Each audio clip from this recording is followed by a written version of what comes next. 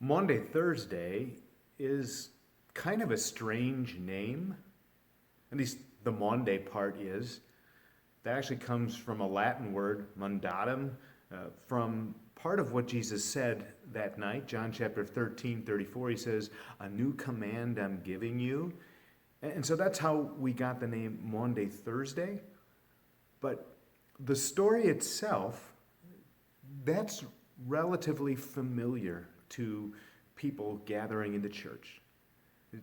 From the Jesus instituting communion to washing the disciples' feet. And it's all written down for us in Matthew chapter 26, Mark chapter 14, Luke chapter 22, and John chapters 13 through 17. And I really want to encourage you today to actually read through those recollections of what happened that night. What I'm going to do for you in this devotion, in this short devotion, is focus on one particular aspect of that, Jesus washing the disciples' feet.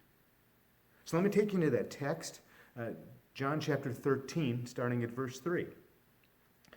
Jesus knew that the Father had given him authority over everything, and that he had come from God and would return to God.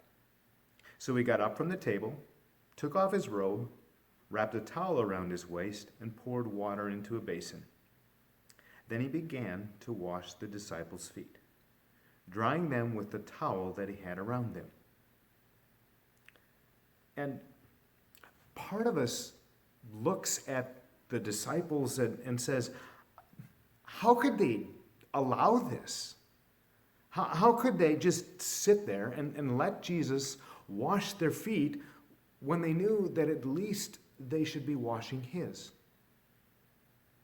Now, as we put all four, Matthew, Mark, Luke, and John, together, it looks like part of the conversation around the table that night is, once again, about who's the greatest. So maybe it's understandable that they didn't want to wash each other's feet, but at least you'd think they'd fight to wash Jesus' feet and maybe earn some brownie points or something. But no, nothing. Not one of the disciples makes a move. Not my job. Not my job. And there's a part of us that understands that. And though we probably won't admit it, we get it. All right, yes, we help. Yes, we serve. Yes, we do things for others. And yes, a lot of us do things sometimes that it's not my job. But there are days when we're just done. There are days when we're just done, times that we're just done with helping and serving, even though we know that we should. Even though that we know that it's the right thing to do. And so, like the disciples, we need Jesus to show us the way. We need Jesus to show us the way. And understand that this night, Jesus had a lot on his mind. Jesus knew what the next 24 hours were going to bring. He knew that in less than 24 hours, he would be hanging on a cross, suffering and dying for the sins of the world. So you'd understand, right, if maybe Jesus would be a little bit preoccupied and sort of thinking mostly about himself and what was coming. But Jesus here is so loving, so caring, so compassionate, that he's also really thinking about his disciples. And a lot of the time in this upper room is about them, on what he knows is their last full night together. And on what he knows is their last full night together, Jesus wants to make sure he's saying, here's what I want you to know. Here's what I want you to remember. And here's what I want you to have. Here's a gift. So he's having this Passover meal with them a little early because he wants to have the Passover meal. He wants to have the celebration and the feast and the meal and the fellowship. And he wants them to remember that. He institutes the Lord's Supper. He gives them this special gift of his continuing presence and his forgiveness. He's got some special instruction. Read through John 14, 15, 16, and you'll see Jesus giving them some very special instruction, thing that he wants them to remember. And then John chapter 17, you find Jesus actually praying for his disciples. And then there's this incident that we read here. Jesus wants them to know this too, and to remember it and to put it into practice. What he wants them to know is this, and what he wants us to know is this. Service is your job. Service is your job. And so back to the text, verse 4, he got up from the table, he took off his robe, and he wrapped a towel around his waist, and poured water into a basin. Then he began to wash the disciples' feet, drying them with the towel he had around him. And then you jump down to verse 13. At the end of this, Jesus says to them, "You call me teacher and Lord, and you are right, because that's what I am. And since I, your Lord and teacher, have washed your feet, you ought to wash each other's feet. I've given you an example to follow. Do as I have done for you." Service is your job, Jesus says. All the time. When you're tired of it, when you're thinking that somebody else should be doing it, that when you're thinking that you've done your part, still Jesus says service is your job. And remember, this is the last night that they're together. These are the things that Jesus wants us to remember above everything else. It's not a small or inconsequential or occasional thing. Jesus says service is your job all the time. But he also directs us to this, that not only is service your job, service is also a gift. Service is also a gift. And I don't mean, and Jesus doesn't mean here, just a gift to the people that you're helping out. It is. But Jesus also means that it's a gift to you.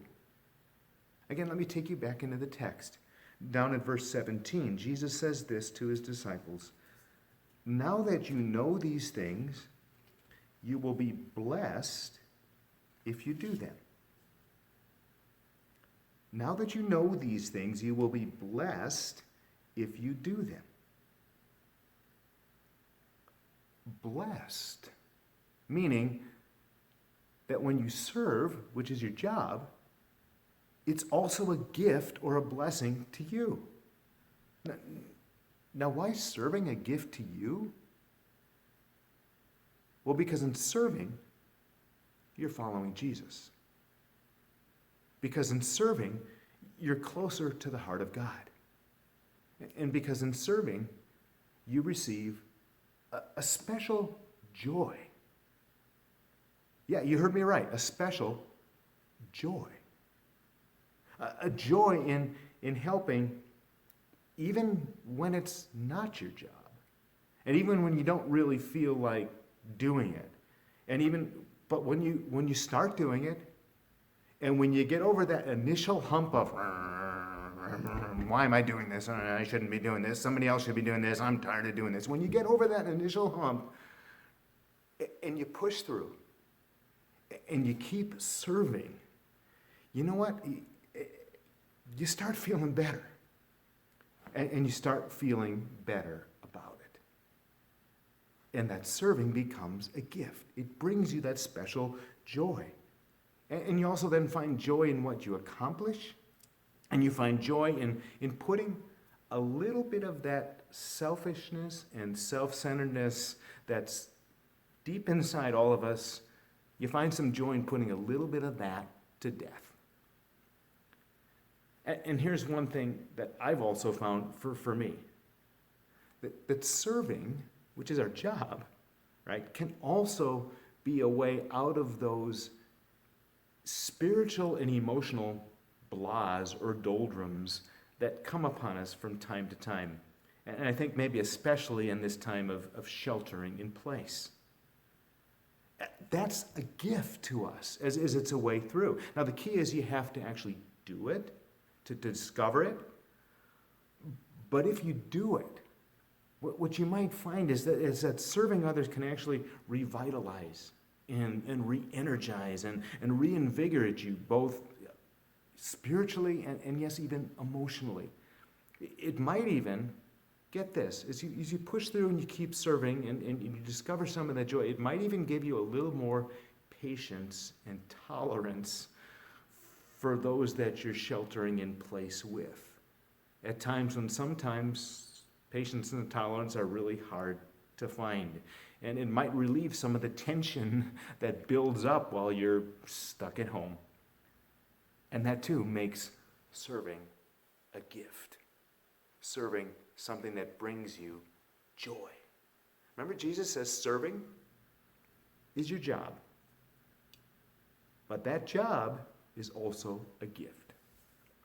So, how can we get started when we're in a time where we're sheltering in place? Well, let me suggest a couple of things for you. First of all, just start at home. If you're watching together with someone in your home, just kind of think through and talk through where can we serve? Or even better, reflect, where can I serve? What can I do to help the other person out? If you're stuck in place at home all by yourself, it's just you, and maybe you might need some help. Well, let us know. Call us, email. Best way is really to go on our website, concordiachurch.com, and there's a tab at the top that says COVID-19 help, and if you need some help, check a box, and we'll see what we can do. Here's a small thing. You know what? The church toilet paper supply was delivered to my house. 2 boxes, 192 rolls. If you run out, let me know. I'll bring you a roll or 2, okay? Also, when you can, then branch out. Branch out and say, how can I help others in my church family? How can I help others in my neighborhood? Why? Well, Jesus taught us that tonight. He showed us that. That's one of the really important things he wants us to remember on this Maundy Thursday and to put into practice. Service is your job all the time. But service, your job, is also a gift.